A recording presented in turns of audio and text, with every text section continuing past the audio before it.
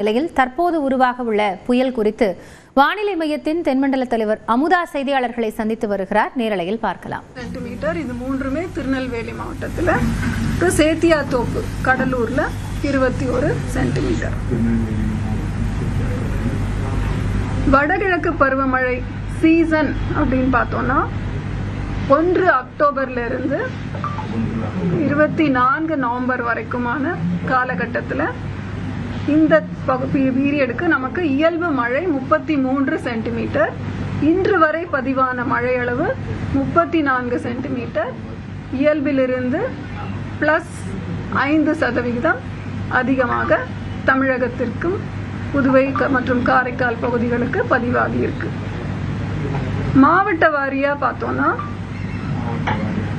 Large excess என சொல்லப்படுவது தென்காசி மற்றும் திருநெல்வேலி மாவட்டம். குறைவான மழை பதிவுன்னு பார்த்தீங்கன்னா ஒரு 7 மாவட்டங்கள், திருப்பூர், கரூர், திண்டுக்கல், சேலம், பெரம்பலூர், செங்கல்பட்டு மற்றும் சென்னை ஆகிய 7 மாவட்டங்கள் டெஃபிஷியன்ட் ரெயின்ஃபால். அப்ப அடுத்து வரும் நாட்களுக்கான கனமழை எச்சரிக்கை குறித்து இப்பொழுது பார்க்கலாம். இன்று அடுத்த நாளை 8:30 மணி வரைக்குமே எந்தெந்த மாவட்டங்களிலே கனமழையோ அல்ல மிக கனமழையோன்னு பார்த்தா 2 மாவட்டங்கள், அதாவது தென்காசி மற்றும் திருநெல்வேலி மாவட்டத்தின் மலைப்பகுதிகளுக்கு ஓரிரு இடங்களில் கன முதல் மிக கனமழை பதிவாகும் வாய்ப்பு உள்ளது. ஆரஞ்சு அலர்ட் இந்த 2 மாவட்டங்களுக்கு தரப்பட்டிருக்கிறது. ஏனைய தென் கடலோர மாவட்டங்கள் மற்றும் டெல்டா மாவட்டங்களுக்கு கனமழை எச்சரிக்கை விடப்பட்டுள்ளது. நாளை 25ஆம் தேதி நவம்பர் 4 மாவட்டங்கள், தென் கடலோர மாவட்டங்கள் கன்னியாகுமரி, திருநெல்வேலி, தூத்துக்குடி மற்றும் ராமநாதபுரம் கனமழை எச்சரிக்கை தரப்பட்டுள்ளது. 26ஆம் தேதி நவம்பர் தென் கடலோர மாவட்டங்கள் மற்றும் டெல்டா மாவட்டங்கள் 7 மாவட்டங்கள். 27ஆம் தேதி தூத்துக்குடி, ராமநாதபுரம், புதுக்கோட்டை, தஞ்சாவூர், திருவாரூர், நாகப்பட்டினம் இங்கு கனமழை. மற்ற மாவட்டங்களிலே இடியுடன் கூடிய மழை, லேசானது முதல் மிதமான மழை பெய்யும் வாய்ப்பு உண்டு இந்த 4 நாட்களுமே. 28ஆம் தேதியை பொறுத்த வரைக்கும், அதாவது இன்றைய தேதியிலே வளிமண்டலத்திலே இருக்கின்ற சுழற்சிகளின் மாற்றங்களை கண்காணித்து அடுத்து வரும் நாட்களுக்கான மழை குறித்து இந்த எச்சரிக்கை தரப்படுகிறது. நாளை எப்படி அது மாறும், அந்த மாற்றங்களுக்கு ஏற்றாற் போல இந்த கனமழை எச்சரிக்கை குறியீடு செய்யும் மாவட்டங்கள் சிறிது மாறும் வாய்ப்பு உண்டு. அதன் அடிப்படையில் 28ஆம் தேதிக்கு 3 மாவட்டங்கள் மற்றும் காரைக்காலுக்கு மிக கனமழை, அதாவது ஆரஞ்சு அலர்ட் விடுக்கப்பட்டுள்ளது. அதுவும் டெல்டா மாவட்டங்கள் தஞ்சாவூர், திருவாரூர், நாகப்பட்டினம் மற்றும் காரைக்கால்.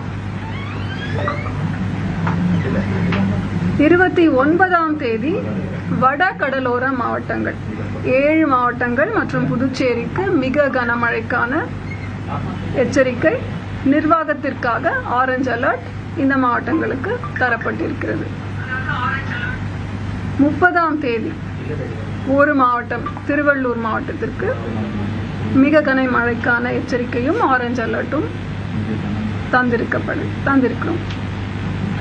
இப்போ மீனவர்கள்னு பார்த்தீங்கன்னா, மீனவர்களுக்கு இன்றோடு ஆழ்கடலில் சென்றுள்ள மீனவர்கள் உடனே கரைக்கு திரும்புமாறு அறிவுறுத்தப்பட்டிருக்கிறார்கள்.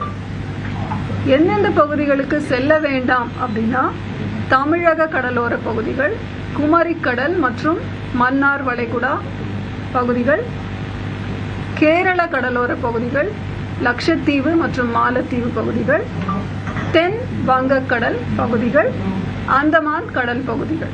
இந்த பகுதிகளுக்கு அடுத்து வரும், அதாவது இன்றிலிருந்து 29ஆம் தேதி வரை மீனவர்கள் இந்த பகுதிகளுக்கு செல்ல வேண்டாம் என்று அறிவுறுத்தப்பட்டிருக்கிறார்கள். எதனால்? முதல் 2 நாட்கள், அதாவது 24, 25 நவம்பர்ல சூறாவளி காற்று கடற்பகுதிகளில் 35 முதல் 45 கிலோமீட்டர் வேகத்திலும் இடையிடையே 55 கிலோமீட்டர் வேகத்திலும் வீசக்கூடும். அதற்கடுத்த 3 தினங்கள் 26, 27, 28 மற்றும் 29 சூறாவளி காற்று மணிக்கு 45 முதல் 55 கிலோமீட்டர் வேகத்திலும் இடையிடையே 65 கிலோமீட்டர் வேகத்திலும் வீசக்கூடும். சென்னை மற்றும் புறநகர் பகுதிகள்னு பார்த்தீங்கன்னா வானம் ஓரளவு மேகமூட்டத்துடன் காணப்படும். நகரின் ஒரு சில பகுதிகளில் இடி மின்னலுடன் கூடிய லேசானது முதல் மிதமான மழை பெய்யும் வாய்ப்பு உள்ளது. அதிகபட்ச வெப்பநிலை 30 டிகிரி செல்சியஸை ஒட்டியும் குறைந்தபட்ச வெப்பநிலை 25 to 26 டிகிரி செல்சியஸை ஒட்டியும் இருக்கக்கூடும். நன்றி.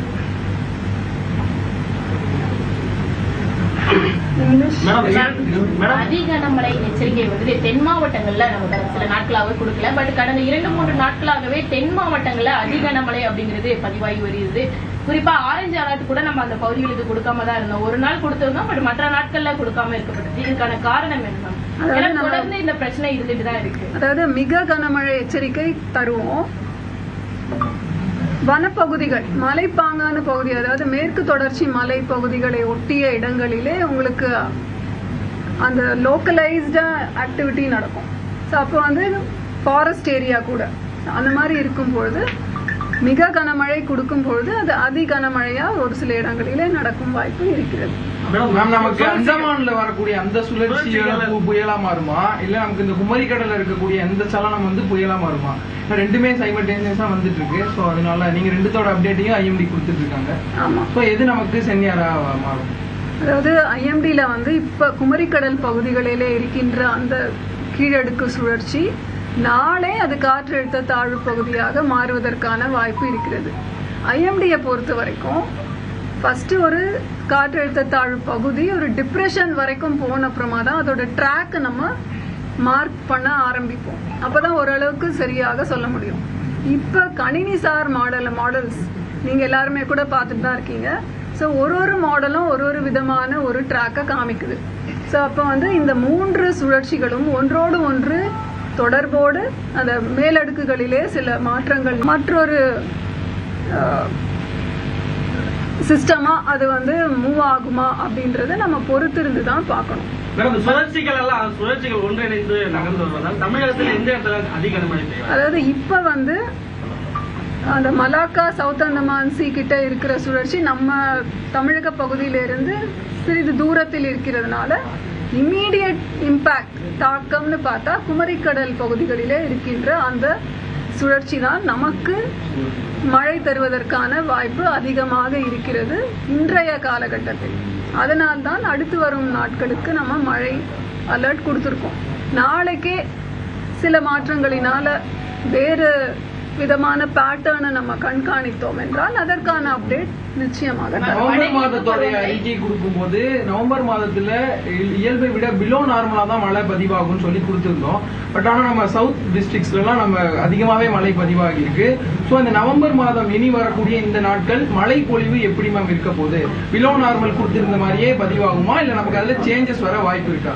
எப்பவுமே நீங்க பாத்தீங்கன்னா தமிழகம்னு இல்ல எந்த ஒரு இடத்துலயுமே ஒரு சிஸ்டத்தோட அசோசியேட் ஆகும் பொழுது ஒரு காற்றழுத்த தாழ்வு பகுதியோ இல்ல இந்த மாதிரி டிப்ரெஷன்லாம் வரும் பொழுது மழை இல்லாத நாட்களை விட இந்த மாதிரி சுழற்சியுடன் கூடிய மழை நாட்கள் அதிகமாக இருக்கும். ஸோ அந்த மாதிரி இருக்கும்போது இப்ப சடனா ஒரு ஸ்பைக் நமக்கு அடுத்த சில நாட்கள்ல மழை அளவு அதிகமாக எதிர்பார்க்கும் சாத்தியக்கூறுகள் உண்டு. அதனால இப்பவே பாத்தீங்கன்னா நேற்று வந்து -2 இருந்த அந்த இயல்பிலிருந்து வர டிபார்ச்சர் இன்றைக்கு +5 ஒரு நாள்லயே அதிகரிச்சிருக்கு. ஸோ அடுத்து வரும் சில நாட்கள் நம்ம மழை எதிர்பார்ப்பதனால் நவம்பர் வந்து நார்மல் ஆக்டிவிட்டி ஆஃப் ரெயின்ஃபால் தான் நாம எதிர்பார்க்கிறோம். டிசம்பர் மாதம் எப்பயுமே சென்னைக்கு வந்து மழைப்பொழிவு வந்து இயல்பை விட அதிகமாகவே கடந்த காலங்களில் பதிவாகிட்டு இருக்கு. நவம்பர்ல சொன்ன மாதிரி குறைவா இப்போ வரைக்கும் குறைவா சென்னைக்கு பதிவாயிடுச்சு. சென்னைக்கு டிசம்பர்ல எப்படி இருக்கும்? ஏன்னா நெருங்கிடுச்சு. இப்போ டிசம்பர் 30ஆம் தேதி தான், நீங்க கரெக்டா அக்டோபர் 30ஆம் தேதி தான் சென்னையை ஒட்டி இருக்கக்கூடிய வட மாவட்டங்களுக்கு மிக கனமழைக்கான வாய்ப்பு இருக்குன்னு ஆரஞ்சு எச்சரிக்கை கொடுத்துருக்கோம். எப்படி இருக்கும்? அதாவது நம்ம வந்து லாங் ரேஞ்ச் ஃபோர்காஸ்ட் ஃபார் வடகிழக்கு பருவமழை ஒரு மாதத்தின் இறுதியில் அடுத்த மாதத்திற்கான ஃபோர்காஸ்ட் தருகிறோம். இப்போ நவம்பர் மாதத்துக்கு அக்டோபர் 31 அன்னைக்கு தந்தோம். அதே மாதிரி டிசம்பர் மாதத்தில் தமிழகத்திற்கு எப்படி மழை இருக்கும் என்று நவம்பர் 30ஆம் தேதி ஒரு அறிக்கை விடப்படும்.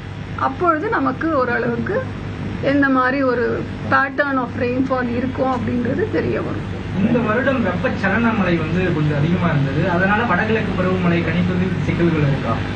எப்பவுமே வெப்பசலனம் கன்வெக்டிவ் ஆக்டிவிட்டியோட சேர்ந்த இடி மின்னலுடன் கூடிய மழை பொழிவு இருக்கும்.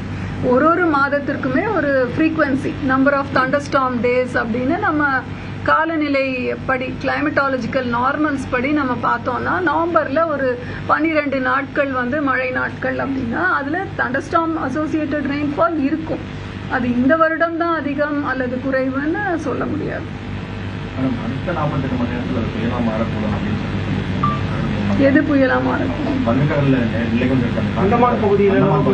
அது காற்றழுத்த தாழ்வு மண்டலமாக மாறுவதற்கான வாய்ப்பு இருக்கிறது. Depression stage.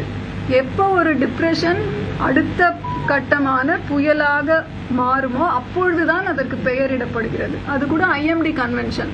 ஆனால் லிஸ்ட் நமக்கு வெப்சைட்ல இருக்கிறதுனால மக்களுக்கு அதை பற்றிய விழிப்புணர்வு அதிகமானதுனால அடுத்து வர்ற புயலோட பேர் என்ன அப்படின்னு நம்ம தெரிஞ்சுக்கிட்டு அதை பத்தி சொல்லிடுறோம். அதுதான் இப்ப சொன்னது. இன்றைய தேதிக்கு அது காற்றழுத்த தாழ்வு மண்டலமாக மாறும் வாய்ப்பு இருக்குன்னு சொன்னோம். இப்ப நிறைய அன்சர்டனிட்டிஸ் இருக்கிறதுனால இந்த குமரிக்கடல் பகுதியில இருக்கின்ற ஒரு சுழற்சியும் அதுவும் இணைந்து ஏதாவது மேல சில மாற்றங்கள் வருமா அப்படின்றது வரும் சில நாட்களிலே நமக்கு தெரிந்துவிடும். ஏன்னா அதோட கூட அந்த சைட்ல ஒரு சுழற்சி இருக்கு. மலாக்கா மலேசியா பகுதிகளை தாண்டி இந்த குளோபல் பிக்சர் பாத்தீங்கன்னா இதுல தெரியுது இல்லையா, இந்த சைடு ஒரு புயல் இருக்கு. அந்த புயல் கரையை தொட்டுடுச்சுன்னா இந்த மலாக்கா சுழற்சி அதை இழுக்குவதற்கான வாய்ப்பும் இருக்கிறது. ஸோ அதனால நம்ம இந்த ஃபுல் குளோபல் பேட்டர்ன் பாத்தீங்கன்னா இது ஈக்குவட்டோரியல் ட்ரஃப் ஜோன் அப்படின்னு சொல்றோம். அதாவது கிழக்கு திசை காற்றும் மேற்கு திசை காற்றும் சந்திக்கும் இடத்துல தான் இத்தனை சுழற்சிகளும் நடந்து கொண்டிருக்கின்றன. அப்ப வளிமண்டலத்துல இது ஆல்மோஸ்ட் ஒரு 1000 கிலோமீட்டர் டிஸ்டன்ஸ்ல உங்களுக்கு இத்தனை மாற்றங்களும் நிகழும் பொழுது நம்ம மாடல்ஸ் ஒன்னொன்னும் ஒரு மாதிரி ஒரு இன்டர்பிரிட்டேஷன் தரும் பொழுது நமக்கு ஆக்சுவல் அப்சர்வேஷன்ஸ் என்னன்னு பாக்குறோம். அது நமக்கு இப்ப அப்பர் ஏர் அப்சர்வேஷன் அப்படின்னா 0 UTC 12 UTC தான் உலக அளவுல எடுக்கிறோம். அதை வைத்தும் நமக்கு அந்த சுழற்சிகளை குறித்த ஒரு தகவல் கிடைக்கும். கடலின் மேல் நமக்கு விண்ட்ஸ் எப்படி இருக்கு அப்படின்றது செயற்கைக்கோள் மூலமா நமக்கு கிடைக்குது. ஸோ இந்த எல்லா விதமான இன்ஃபர்மேஷனையும் வச்சுதான் ஒரு கன்க்ளூஷனுக்கு வரும். அதனால ஒரு 2-3 நாட்களில நமக்கு கிளியரா தெரிஞ்சிடும். இப்போ இந்த வடகிழக்கு பருவமழையில ஏற்கனவே ஃபர்ஸ்ட் உருவான சைக்ளோன் கூட மோன்டா ஆந்திரா சைடு போச்சு. ஸோ தமிழ்நாட்டுக்கு பாதிப்பை ஏற்படுத்தக்கூடிய ஒரு புயல் உருவாகுமா? நமக்கு மழை கிடைத்தால் நம்ம அனைவருக்குமே மகிழ்ச்சி. பாதிப்புகள் குறைவாக இருந்தால் நமக்கு மகிழ்ச்சி. ஸோ பார்க்கலாம் இது எப்படி அதோட நகர்வு இருக்கும் அப்படின்ற பொறுத்திருந்து பார்க்கலாம்.